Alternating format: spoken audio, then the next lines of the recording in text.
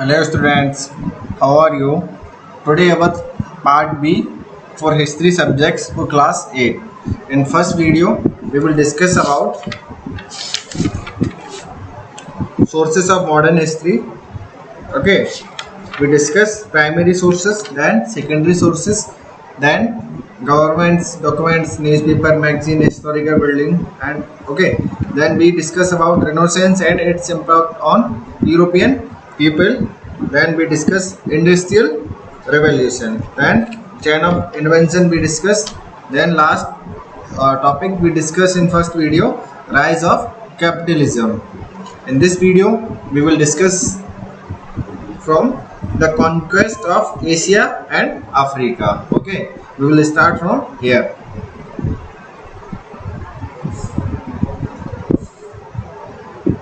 In this video we will discuss from the conquest of Asia and Africa, means Africa and Asia में लड़ाइयाँ. Okay, these are the main reasons that favor the imperialism in Asia and Africa. First one, scarcity of industrial revolution. These areas were very backward economically. That's why यहाँ पे क्या है, लोगों को डर था कि इंडस्ट्रियल रिवॉल्यूशन कब स्टार्ट होगा, कैसे क्या होगा, ठीक है, उसको लेके यहाँ पे लड़ाई जैसा माहौल हो गया. Okay. Second one, militarily weakness. ठीक है, these country fail to face the new powerful weapons of the Europeans. ठीक है, ये जो कंट्री थी ना, इनकी आर्मी वगैरह इतनी पावरफुल नहीं थी कि जो यूरोपियन कंट्री थी उनके जो वेपन्स का क्या सामना कर सकें. Okay. Then absence of strong nation state in Asia and Africa. Strong nation states were non exist. ठीक है, यहाँ पे क्या नेशनलिज्म की जो भावना होती है ना, वो इस टाइम नहीं थी. Okay.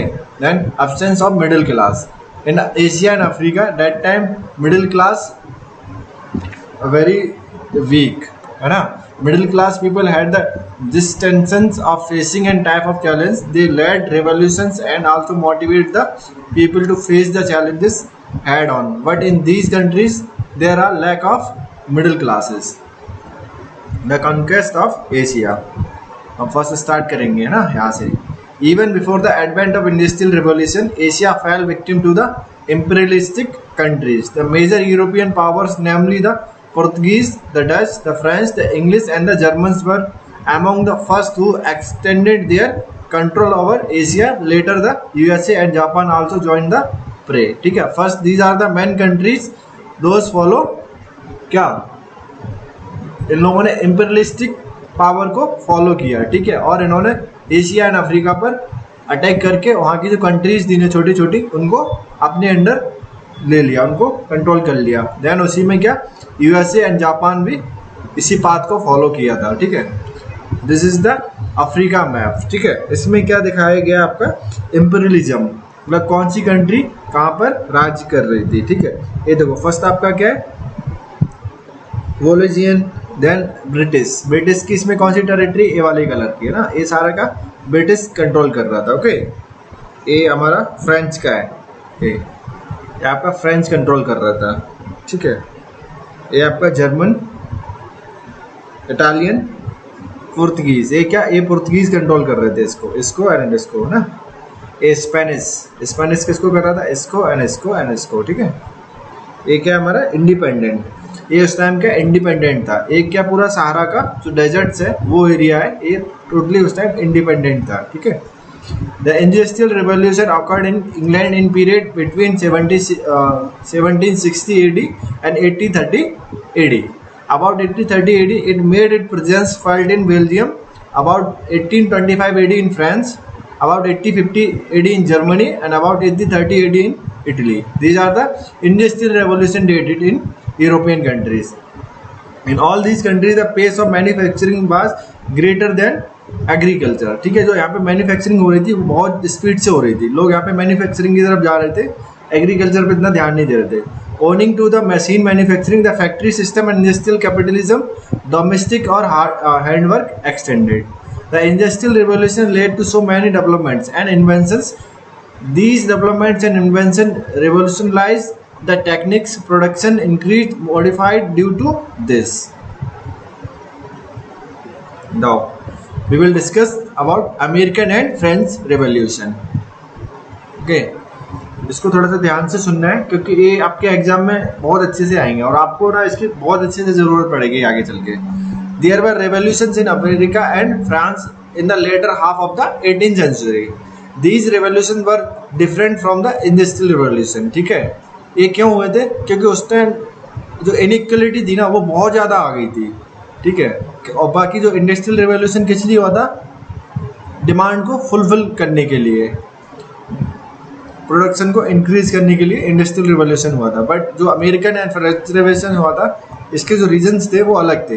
These were dubbed as political revolution. इसको हम इंडस्ट्रियल रिवोल्यूशन की जगह पॉलिटिकल रिवोल्यूशन बोल सकते हैं. That is the people wanted to assert their rights against exploitation through their revolution. क्या कुछ लोगों का एक्सप्लोरेटेशन हो रहा था. ठीक है, लोग चाहते थे उनको राइट्स मिले. दैट्स वाई ये पॉलिटिकल रिवोल्यूशन स्टार्ट हुआ. They were willing to change the system of their government. ठीक है, उनको क्या, वहाँ की जो सरकार थी, वो जो सिस्टम था उसको चेंज करना था. The common people of America and France wanted to have equality and freedom for all. They wanted to set up democratic governments. ठीक है, उनको क्या वहाँ पे डेमोक्रेटिक गवर्नमेंट बनानी थी. दैट्स वाई रिवोल्यूशन स्टार्ट हुआ था दोनों जगह. After the continent of America was discovered, the Europeans start to settle here. ठीक है, जैसे ही अमेरिका की खोज हुई तो यहाँ पे यूरोपियंस जाके सेटल होने लगे in different part. In the north settle the French in Canada. Okay, जो कनाडा का एरिया है उसमें कौन सेटल हो गए थे? फ्रेंच. ठीक है, in the central part settle the Spanish and British occupied the eastern part of America. ठीक है, लाइक ये आपका नॉर्थ अमेरिका का मैप हो गया. ठीक है, ये इस टाइप से कुछ. ठीक है, तो ये आपका अपर हो गया कनाडा, इसमें कौन था? फ्रांस. और बीच का ये हो गया सेंट्रल वाला, एक इसका कंट्रोल में था स्पेन, और ये ईस्टर्न किसके कंट्रोल में था? ब्रिटिश में. ठीक है, they evacuate the native red Indians and settle in 13 colonies. ठीक है, इन्होंने क्या किया, वहाँ पे जाके जो आके नेटिव पर्सन थे उनको वहाँ से भगा दिया और जो वहाँ पे कॉलोनीज थी ना 13, वहाँ पे जाके सेटल हो गए. The British government took authority over these people with the help of British government governors. The British government rule the colonies. ठीक है, मतलब इधर ब्रिटेन है और इधर उनकी कॉलोनीज है, बट यहाँ पर शासन कौन कर रहा था? British government. Okay, the British governor were not concern much for the welfare of the shelter. मतलब वो यहाँ के जो शेल्टर थे, जो लोग रहते थे, उनके वेलफेयर के बारे में ज़्यादा नहीं सोचते थे. ठीक है, दे impose new taxes on them on one after the other. मतलब वो वहाँ पे सिर्फ टैक्स लगाते रहते थे, एक के बाद एक के बाद एक के बाद एक टैक्स इंक्रीज करते जा रहे थे, बट उनके वेलफेयर के लिए कोई वर्क नहीं कर रही थी. कौन? British government. The shelter could not tolerate it. Then मतलब क्या वो उसको सहन नहीं कर पाए. दे प्रोटेस्टेड, मतलब उन्होंने क्या किया? धरना शुरू कर दिए. They were of the opinion that since the British parliament did not have any representative from the colonies, it had no right to impose tax on them. No taxation without representatives was the slogan that was right. Because जो 13 colonies थी वहाँ से कोई representative नहीं था British parliament में. ठीक है, तो क्या वहाँ के लोगों को लगा जब हमारा कोई रिप्रेजेंटेटिव नहीं है तो हमारी कोई वॉइस को नहीं सुन रहा है. दैट्स वाई उन्होंने एक स्लोगन निकाला, नो टैक्सेशन विदाउट रिप्रेजेंटेटिव. जब तक आप हमारे किसी को मतलब आपके पार्लियामेंट में नहीं बिठाएंगे तब तक हम आपको टैक्स नहीं देंगे. ठीक है,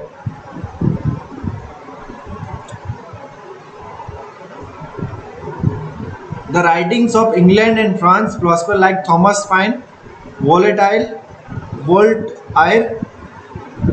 Montesquieu, Rousseau made them aware by the 19th century. ठीक है, क्या धीमे धीमे जो राइटर थे इंग्लिश और फ्रेंच के, ये सारे लोग वो जो थे ना वहाँ की जो कंडीशन थी उनके बारे में लिख लिख के इन सारी चीज़ों के बारे में अवेयर कराने लगे. ठीक है, they know their rights. In spite of their protest, a new tax was imposed on tea. मतलब वो लोग प्रोटेस्ट कर ही रहे थे तभी क्या एक नया टैक्स और जो टैक्स सिस्टम था, एक नया टैक्स और लगा दिया किस पे? टी पर. ठीक है, इससे क्या हुआ? Some colonies discussed themselves as red Indians and entered in a ship in the Boston harbor. They threw the chest of the tea into the sea. This incident is widely known as Boston Tea Party. ठीक है. But all these protests fell to deaf ear to the government of England. Finally, war and conflict start between the British Army and the colonists. On 4th July 1776, the people of 13 colonies declared themselves free. They were now independent. The Declaration of the Independence was framed by Thomas Jefferson. It is one of the most important documents. It states that every individual has the right to free himself from the shackles of oppressive rules. The British government tried its level best to suppress the revolution. The colonists were inspired by the new ideas. They fought bravely and gained their independence from the British. The United States of America was framed from 13 American colonies. A new constitution was written. It also included Bill of Rights. The constitution guaranteed freedom of speech, thought and expression.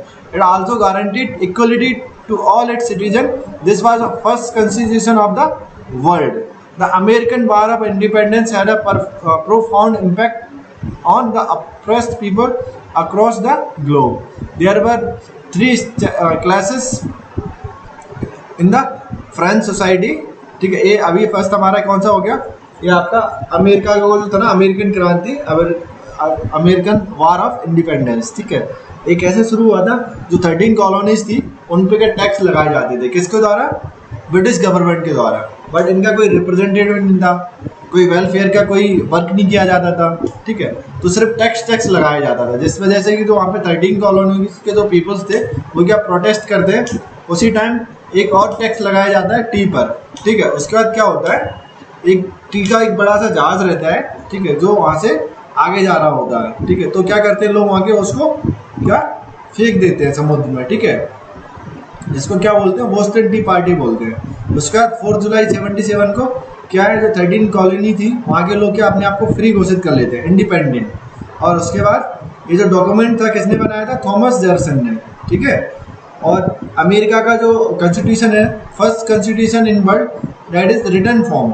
ठीक है, उसके बाद क्या, जो दुनिया के बाकी के लोग थे ना, जो आज़ादी चाहते थे, उनको लेके क्या उनके मन में भी इस अमेरिकन जो वॉर ऑफ द इंडिपेंडेंस था, उस जैसी क्रांति करने का उनके मन में भी आ गया था. ठीक है, देन हम लोग डिस्कस करेंगे French Revolution. There were 3 classes in French society. These classes are called states. The first state was the clergy. It was also known as official of the church. ठीक है, एक चर्च के लोग होते थे जो फर्स्ट क्लास आते थे ना. The second state was the nobility and the third state was the commons. The condition of the third state was quite pathetic. The people of the first 2 states were absolved of any tax. मतलब इनको कोई tax नहीं लगता था. It was the commoners who had to bear the entire burden of administration. जो Commons थे ना, उन पर सारा बर्डन आता था टैक्स का. As well as other government expenditure. जो भी एक्सपेंडिचर होता था सरकार का और कुछ भी काम होता था, पैसे कहाँ से लिए जाते थे, जो तीसरा स्टेट था कॉमन्स का, वहाँ से. The rules and the clergy enjoy all the comforts and privilege of life. At the expense of the common people, they led a life of luxury. The French rose in revolt in July 1789. Their representatives declared themselves as National Assembly. They broke open the state prison of the Bastille on 4 July 1789 and were joined with the Parisers. जो आगे कैदी थे उनके साथ वो लोग जुड़ जाते हैं. उन्होंने क्या जेल तोड़ दी थी. ठीक है, किसने, जो आगे रिप्रेजेंटेटिव थे ना कॉमन्स के, उन लोगों ने. जो थर्ड स्टेट था उसके जो रिप्रेजेंटेटिव थे कॉमन्स के, वो लोग क्या करते हैं, अपने आप को डिक्लेयर कर लेते हैं एज अ नेशनल असेंबली. ठीक है, और उसके बाद वो क्या करते हैं, कि स्टेट जो जेल थी उसको, जो बस्टाइल में थी, उसको 4 जुलाई 1789 में उसको तोड़ के और आगे जो कैदी थे उनके साथ उनको अपने आप में मिला लेते हैं. ठीक है, this symbolise the decline of the absolute monarchy and the victory of the people. ये क्या किसका सिंबल था, कि वहाँ पे जो मोनार्की अब खत्म हो गई है. ठीक है, और लोगों का शासन आ चुका है. Declaration of right of man and citizen by the national assembly given various right to the people of France. ठीक है, उसके बाद उन्होंने क्या डिक्लेरेशन एक डिक्लेरेशन साइन किया, उसमें क्या right of man and citizen by the national assembly को क्या बहुत सारे राइट्स वगैरह दिए गए लोगों जो फ्रांस के लोग थे उनको, ठीक है। As a result France was declare a republic, अपने आप उन्होंने क्या रिपब्लिक घोषित कर दिया। The property of the nobility and the church was confiscated and distributed among the common people of France, ठीक है। उसका जो चर्च की प्रॉपर्टी थी उसको क्या लोगों के बीच में बांट दिया गया, कॉमन पर्सन्स के बीच में। The king and queen of France were tried and executed, मतलब उनको पकड़ लिया गया और उनको मार दिया गया, ठीक है। लिबर्टी, फ्रेटर्निटी मतलब freedom and brotherhood and equality were the guiding principle of the France people, ठीक है। उन्होंने जो आज़ादी ली थी किस बेसिस पे ली थी कि लिबर्टी होनी चाहिए सबके पास, है ना, ब्रदरहुड होना चाहिए, ठीक है, एंड इक्वलिटी होनी चाहिए सबके बीच, है ना। नाउ इंपीरियलिज्म एंड कॉलोनिज्म, ये क्या होता है? Industrial revolution in eastern Europe, industrial revolution in western Europe demanded for new raw materials and market for finished product. क्या हुआ जैसे इंडस्ट्रियल रिवॉल्यूशन आया कहाँ पे? वेस्टर्न यूरोप में, पश्चिमी यूरोप में, तो क्या रॉ मटेरियल की मांग बहुत ज़्यादा हो गई क्योंकि मशीनें चलना स्टार्ट हो गई फैक्ट्री में, तो क्या है ना, रॉ मटेरियल जल्दी जल्दी प्रोडक्ट बनता है और जो फिनिश प्रोडक्ट बन रहा था ना उसके लिए उनको मार्केट चाहिए ताकि वो बेचेंगे कहाँ, ठीक है। This led to race for colonise, इससे क्या शुरू हुई? एक रेस शुरू हो गई कॉलोनीज की बनाने की। Why? The actual reason was the England and the other European country were small and could not satisfy the demand for raw material. आपको पता है यूरोप की जो कंट्री बहुत छोटे छोटे, वहाँ पे जो रॉ मटेरियल है ना उसकी अवेलेबिलिटी इतनी ज़्यादा नहीं होती थी, तो उन्होंने क्या किया, एक तो उनको रॉ मटेरियल के लिए बड़े बड़े देशों पे मतलब कॉलोनियों पे कब्जा करना था, ठीक है, और अपने आप को एक मार्केट देनी थी, जो वो प्रोडक्ट बना रहे थे उसको बेचने के लिए भी उनको एक मार्केट चाहिए थी। दैट्स वाई एक रेस स्टार्ट होती है कॉलोनीज की, ठीक है।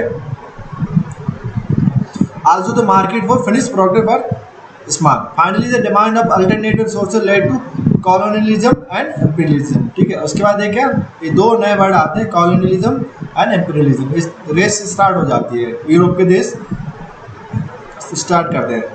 Imperialism that's come from the Latin word, इसका मतलब क्या होता है? Imperium means power. It is the policy of political and economic control over a weak country by powerful one. मतलब इसमें क्या होता है? एक पावरफुल कंट्री एक वीक कंट्री के ऊपर पॉलिटिकली और इकोनॉमिक कंट्रोल करती है, ठीक है। This led to colonialism in the 19th century. इसकी वजह से क्या colonialism स्टार्ट हो गया 19th century में। The discovery of colonies increased during the 19th century. The Asia and Africa countries began to be conquered by the imperialist countries. The government of these countries were weak and was not able to resist the powerful Europeans. Imperialism spread easier due to improvement in transports. In course of time, the Asia and Africa were divided among the imperialist power led by Britain, France, Belgium, the USA and later Japan. Okay. By the end 1940, a few industrialist countries control the non-industrialized world. इसका impact क्या हुआ imperialism का? The most significant impacts of imperialism was the economic exploitation of the colonies. मतलब जो छोटे छोटे देश थे, जो यूरोपियन कंट्रीज थी, क्या कॉलोनीज बन के रह गए थे, उनका क्या बहुत ही गंदे तरीके से शोषण किया गया, इकोनॉमिक शोषण, है ना। Destruction of local industry in these countries was led by imperialism. For example, the textile industry of India was destroyed by Britishers, and India became an importer of British clothes. Imperialist countries used the natural resources of the colonies for their own benefit. The industrialization of the colonies was prevented. The modification of agriculture fulfilled the requirement of the imperialist countries. Countries like Cuba was reduced to only sugar producing country instead of two crops. Only cash crop was encouraged in India. Apart from this, the colonies were exploited through demands of revenue and other taxes. India faced the evil of imperialism for many years. Britain exploited India economically for its own benefit. Finally, the struggle of Indian people against imperialism ended in 1947 when India became an independent country. क्या effect हुआ imperialism का? जैसे मतलब उनको क्या, जो European country थी, उनको एक तो क्या रॉ मटेरियल चाहिए था, सेकंड क्या उनको फिनिश जो प्रोडक्ट था उसके लिए उनको मार्केट चाहिए थी, ठीक है। तो वो क्या करते थे, एशियन अफ्रीका के जो छोटे छोटे वीक देश थे उन्होंने उन पे कब्जा कर लिया और अपनी कॉलोनी बना लिया, ठीक है। वहाँ पे क्या अपने अकॉर्डिंग रॉ मटेरियल के लिए वहाँ पे क्रॉप्स का पैटर्न चेंज कर दिया उन लोगों ने, ठीक है। और उनको बड़ी बड़ी कंपनियां सेटअप करने के लिए वहाँ पे यूरोप में उनको क्या कैपिटल्स की जरूरत पड़ती थी, पैसे की। तो यहाँ पे क्या वो टैक्स वगैरह लगाना स्टार्ट कर दिया उन्होंने, ठीक है। टैक्स के ऊपर टैक्स टैक्स टैक्स, ठीक है। इस तरीके से वो क्या करते थे, जो कॉलोनीज कंट्री होती थी उनका एक्सप्लोइटेशन करते थे, ठीक है।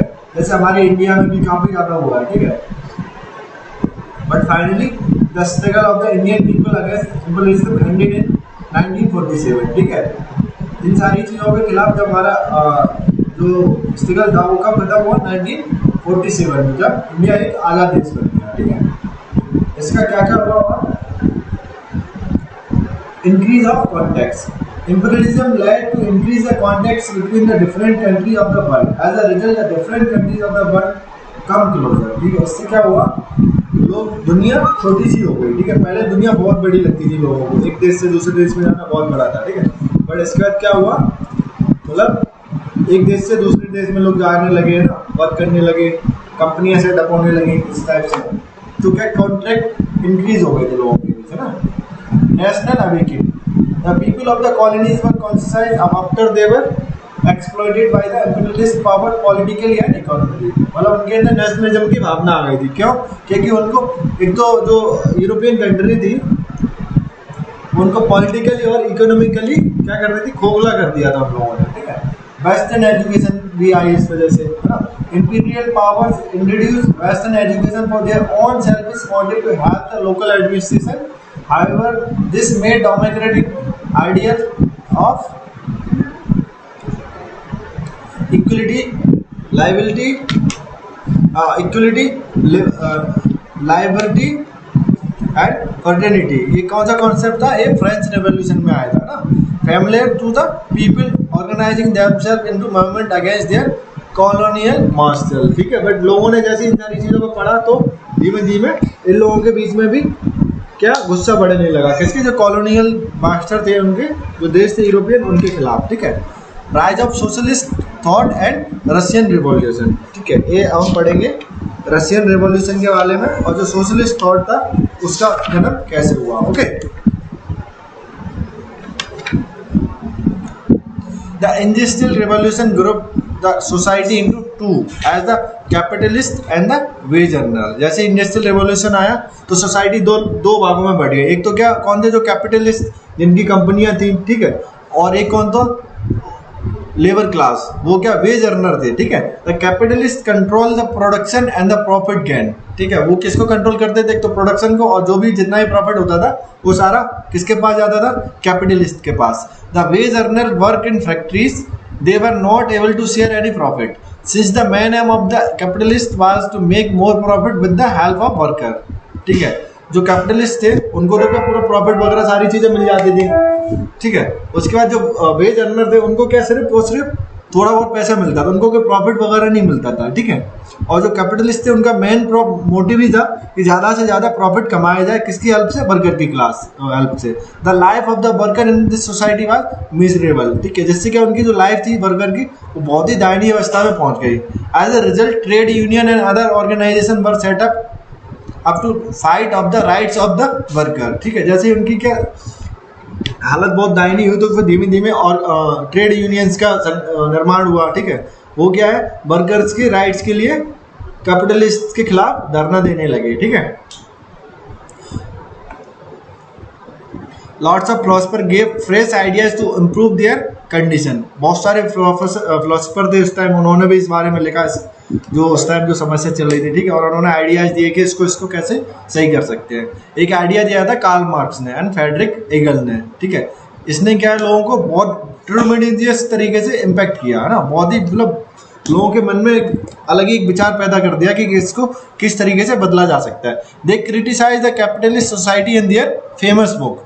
कार्ल मार्क्स उन्होंने एक बुक लिखी थी, दास कैपिटल, ठीक है। एक कब पब्लिश हुई थी, 19th सेंचुरी में, मिडिल ऑफ 19th सेंचुरी में। इसमें क्या उन्होंने जो कैपिटलिस्ट सोसाइटी थी ना उसको बहुत ज्यादा क्रिटिसाइज किया था। देयर आइडिया कॉल कम्युनिज्म, ठीक है। इस आइडिया को क्या बोला गया था, communism. but expressed in a scientific way. उन्होंने इसको किससे साइंटिफिक तरीके से समझाया था. They said that all means of production, industry, land, agriculture, farm should be controlled by the society, और production and the profit must be shared equally. ठीक है, मतलब इंडस्ट्री, लैंड, एग्रीकल्चर, फार्म, ये सारी चीजें किसके द्वारा कंट्रोल की जानी चाहिए?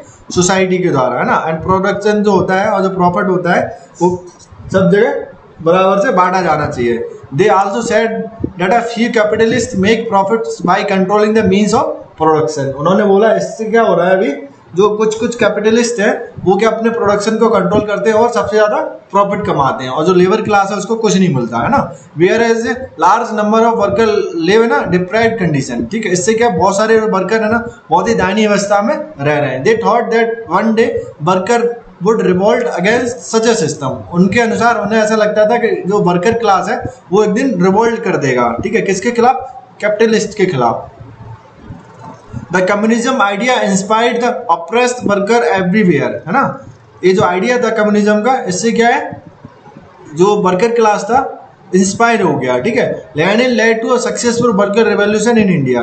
जो लेनिन थे उन्होंने क्या इसको लीड किया और रशिया में वर्कर रेवोल्यूशन लेके आए. The jar was overthrown and the first socialist Republic was set up in Russia. जो उस टाइम वहाँ का जो राजा था जार, उसको क्या उसके शासन को उखाड़ फेंका और रशिया में क्या एक रिपब्लिक सेटअप किया गया ना, सोशलिस्ट रिपब्लिक कंट्री बनाया गया रशिया को. Later the first fast spread of communism threaten to the capitalist country. After the second world war hostilities between capitalist and communist countries continued and resulted in cold war. ठीक है, second world war के बाद भी जो capitalist या communist थे उनके बीच में क्या एक अजीब सा कोल्ड वॉर स्टार्ट हो गया. ठीक है, United Nation organisation was set up on 24 October 1949. कब? After second world war. इसका मेन एम था organisation was to maintain peace and security in world. क्योंकि 2 वर्ल्ड वॉर झेलने के बाद दुनिया का कोई भी देश नहीं चाहता था आगे एक और थर्ड वर्ल्ड वॉर स्टार्ट हो. दैट्स वाई जो यूएनओ है ना, यूनाइटेड नेशन ऑर्गेनाइजेशन की स्थापना होती है कब? 24 अक्टूबर 1945 को. ठीक है, इसका मेन मोटो था peace and security in world. India and many other countries are the now actively working for world peace through the UN. Okay, now what are the effects of industrial revolution. अब broad way में थोड़ा सा हम discuss करते हैं effect क्या हुए थे. जो इंडस्ट्रियल औद्योगिक क्रांति आई थी उसकी वजह से क्या हुआ था. इसकी वजह से एक तो जो वर्ल्ड हिस्ट्री थी वो बहुत ही भयानक तरीके से चेंज हुई. ठीक है, और इसके जो मेन इंपॉर्टेंट इफेक्ट्स हैं, it brought the factory system instead of the home industry. ठीक है, अभी क्या होम इंडस्ट्री जो थी जो पहले वो क्या लगभग खत्म हो गई थी और फैक्ट्री सिस्टम आ गया था. It encourage new industry that were used to manufacture goods on a large scale. ठीक है, इंडस्ट्री सिस्टम में जो मैन्युफैक्चरिंग है ना लार्ज स्केल पे स्टार्ट हो गई थी. The factory system established new relations between the employer and the worker. The employer paid wages to worker. ठीक है, एक नया रिलेशनशिप स्टार्ट हुआ किसके बीच? जो एम्प्लॉयर थे और एम्प्लॉय के बीच. ठीक है, वर्कर है एम्प्लॉयर. एम्प्लॉयर कौन होते हैं? जो जिनकी कंपनी होती है. ठीक है, और मेजर वर्कर कौन होते हैं? जो वर्कर होते हैं जो काम करते हैं. ठीक है, livelihood of many skilled craftsmen were renewed with the invention of the machines. Machine का आविष्कार हो गया. ठीक है, तो बहुत सारे जो क्राफ्ट्समैन थे उनकी स्किल्स का बर्बाद हो गई थी. ठीक है, चाइल्ड लेबर वाज प्रमोटेड. ठीक है, there were almost no industrial safety accident were very common. कोई इंडस्ट्रियल सेफ्टी रूल्स वगैरह नहीं थे, कोई कुछ फॉलो नहीं किया जाता था. एक्सीडेंट्स का उस टाइम कॉमन हो गए थे. The worker organized trade union to protect their rights from the capitalists. Economic imperialism was the result of industrial revolution. The devastation of home industries created the problem of unemployment in the villages. The worker come to the town in search of work in the factories. Due to this, the population of the towns increased rapidly. The employer did not care properly of worker health. They become patient of disease like cough, consumption and deformities. The capitalists use their monetary power to promote their political aim. They start to influence the characteristics of their countries. The Industrial Revolution brought new political force called the proto labor class, है ना? The labor class framed trade unions and began aggregator for well condition of work, better sanitary conditions.